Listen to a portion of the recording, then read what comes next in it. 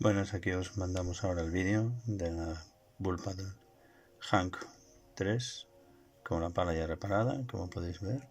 Está reparada ya por el plano y por el canto. El canto tiene un relieve y hemos tenido que hacer el relieve del canto de la pala para que entre el protector que lleva de aluminio. Y como podéis ver, aquí la tenéis ya terminada. Un saludo, hasta luego.